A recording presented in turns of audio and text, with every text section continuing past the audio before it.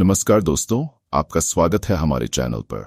आज हम एक ऐसे विषय पर चर्चा करेंगे जो हमारे जीवन का अहम हिस्सा बन चुका है, लेकिन अक्सर इसे नजरअंदाज किया जाता है। साइबर युद्ध। साइबर युद्ध एक ऐसा युद्ध है जो न तो तलवारों से लड़ा जाता है और न ही बमों से। ये एक अदृश्य युद्ध भूमि है जहां कंप्यूटर नेटवर्क और डेटा पर आधारित हमले होते हैं। यहाँ हम जानेंगे कि कैसे विभिन्न देश एक दूसरे के डेटा और सिस्टम को निशाना बना रहे हैं और ये हमारे जीवन पर क्या प्रभाव डाल सकता है। आइए पहले समझते हैं कि साइबर युद्ध होता क्या है। ये वास्तव में एक प्रकार का डिजिटल युद्ध है जिसमें हैकर्स, आतंकवादी समूह और यहाँ तक कि देश अपनी सुरक्षा और राजनीतिक उद्देश्य के लिए डेटा चुराने या उसे नष्ट करने के लिए एक दूसरे पर हमले करते हैं। इस तरह के हमले में न केवल सरकारी संस्थाएं बल्कि आम नागरिक भी प्रभावित हो सकते हैं। जब साइबर हमले होते हैं तो न केवल महत्वपूर्ण जानकारी चुराई जाती है बल्कि नागरिकों की व्यक्तिगत जानकारी, बैंक की डिटेल्स और यहाँ तक कि उनकी पहचान भी चोरी हो सकती है। दुनिया भर में कई देशों ने साइबर युद्ध के मामले में एक दूसरे पर हमले किए हैं।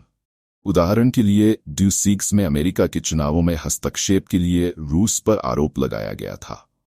ये एक बड़ा मामला था क्योंकि इससे अमेरिका की लोकतांत्रिक प्रक्रिया पर सवाल उठने लगे थे। ऐसे साइबर हमले देश की सुरक्षा को खतरे में डाल सकते हैं और आम लोगों की जानकारी को चुरा सकते हैं।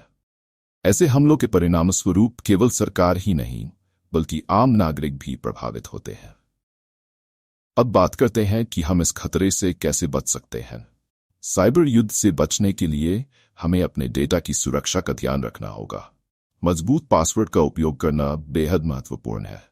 कभी भी एक ही पासवर्ड का उपयोग कई जगहों पर न करें। इसके अलावा एंटीवायरस सॉफ्टवेयर का प्रयोग करना और नियमित रूप से सिस्टम अपडेट करना भी जरूरी है।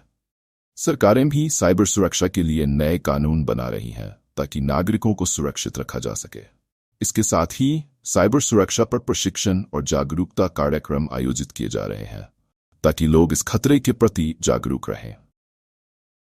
साइबर युद्ध एक अदृश्य युद्ध भूमि है, लेकिन अगर हम सावधान रहें और सही कदम उठाएं तो हम इस खतरे का सामना कर सकते हैं।